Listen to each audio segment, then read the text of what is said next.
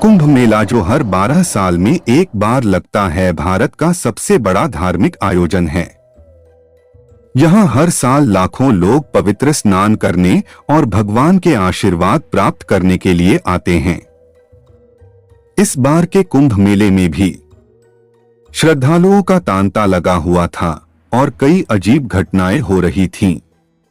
इसी मेले में एक व्यक्ति खो गया और उसकी रहस्यमय घटना आज भी लोगों के दिलों में डर और आश्चर्य पैदा करती है।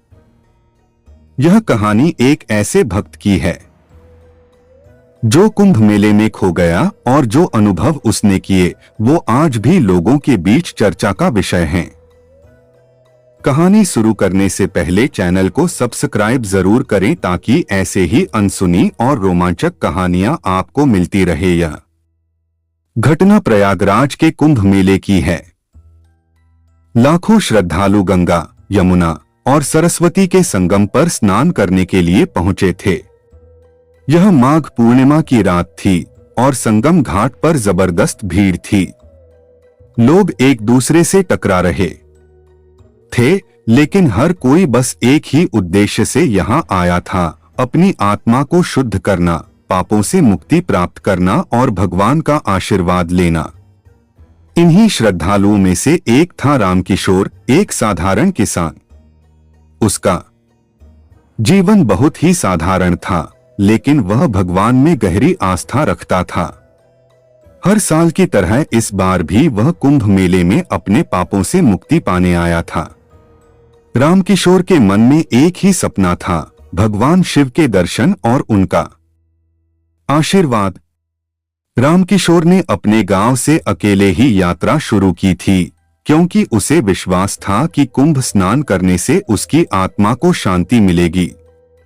वह दिन भर के श्रम से थका हुआ था, लेकिन उत्साह से भरा हुआ था। उसकी आंखों में एक विशेष चमक थी, जैसे वह कुछ महान होने की उम्मीद कर रहा हो। शाम के समय रामकिशोर संगम के घाट पर पहुंचा। हर तरफ धार्मिक उन्माद था, लोग मंत्रों का जाप कर रहे थे और कुछ लोग गंगा में डुबकी लगा रहे थे। रामकिशोर ने भी अपनी तैयारी की और गंगा में स्नान करने के लिए पांव बढ़ाए।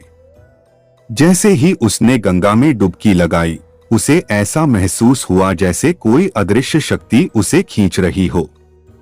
उसका मन अजीब तरह से व्याकुल हो गया। अचानक उसे लगा कि वह एक और दुनिया में पहुंच चुका है। घबराहट में वह पानी से बाहर आ गया और इधर-उधर देखने लगा, लेकिन घाट पर कोई सामान्य दृश्य नहीं था। उसकी आंखों के सामने एक साधु खड़ा था, जिसके शरीर पर राख लगी हुई थी और उसकी आंखें बिल्कुल लाल थी। वह साधु रामकिशोर को इशारे से अपने पास बुलाने लगा। रामकिशोर थोड़ा घबराया, फिर भी उसे लगा कि शायद यह कोई दिव्य संत हो जो उसे कुछ आशीर्वाद देने वाला है। वह धीरे धीरे साधु के पास पहुंच गया। साधु ने कहा, तुम्हें मोक्ष चाहिए तो मेरे साथ आओ। मैं तुम्हें उस जगह ले जाऊंगा जहां तुम्हारे सारे पाप समाप्त हो जाएंगे। रामकिशोर को यकीन हो गया कि यह साधु कोई महान गुरु है और उसने बिना सोचे समझे उसके साथ चलने का फैसला किया। साधु उसे घाट से बाहर एक सुनसान जगह पर ले आया।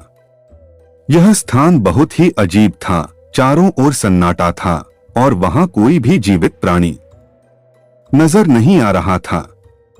साधु ने रामकिशोर से कहा, तुम्हें उस मंदिर में प्रवेश करना होगा, तभी तुम्हारी आत्मा को शांति मिलेगी। रामकिशोर ने देखा कि सामने एक पुराना शिव मंदिर था जो पूरी तरह से अंधेरे में डूबा हुआ था। मंदिर के अंदर से कुछ अजीब सी आवाजें आ रही थीं।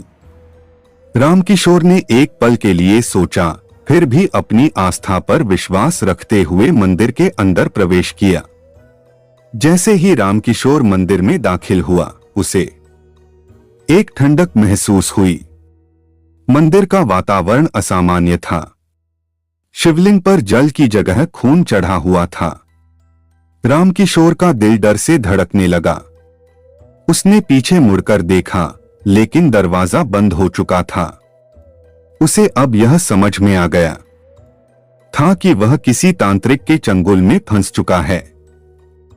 उससे पहले ही साधु की आवाज आई, तुम जैसे भोले भक्त ही हमारे बलि के लिए उपयुक्त होते हैं। भगवान से मिलने का सपना देखना छोड़ दो। रामकिशोर घबराकर मंदिर से बाहर निकलने की कोशिश करने लगा, लेकिन वह किसी तरह से नहीं निकल सका। वह डर के मारे कांपने लगा और तभी उसे महसूस हुआ कि वह कहीं न कहीं एक दूसरी दुनिया में फंस चुका है। जब रामकिशोर लगभग हार चुका था, अचानक एक तेज रोशनी मंदिर के अंदर फैलने लगी। वह रोशनी धीरे धीरे बढ़ने लगी और एक दिव्य आकृति प्रकट हुई। यह आकृति भगवान शिव की थी, जो अपने पूरे वैभव के साथ वहां खड़ी थी।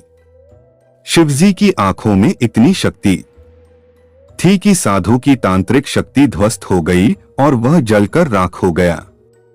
भगवान शिव ने रामकिशोर से कहा, जो भक्त सच्चे मन से मेरा नाम लेते हैं, उन्हें कभी भी किसी भी असुर से डरने की आवश्यकता नहीं होती। रामकिशोर ने शिवजी की वाणी सुनी और वह अपने पैरों में गिर पड़ा। भगवान शिव ने उसे आशीर्वाद दिया और उसे मंदिर से बाहर जाने का रास्ता दिखाया। जब रामकिशोर की आंख खुली तो वह घाट पर पड़ा हुआ था। उसकी आंखों में आंसू थे और उसके हाथ में एक रुद्राक्ष था, जो भगवान शिव का प्रतीक था। उसे समझ में आ गया कि जो कुछ भी हुआ वह कोई सपना नहीं था, बल्कि शिवजी का चमत्कार था। रामकिशोर ने गंगा में फिर से स्नान किया और अपने गांव लौट आया, जहां वह जीवन भर भगवान शिव की आराधना करता रहा।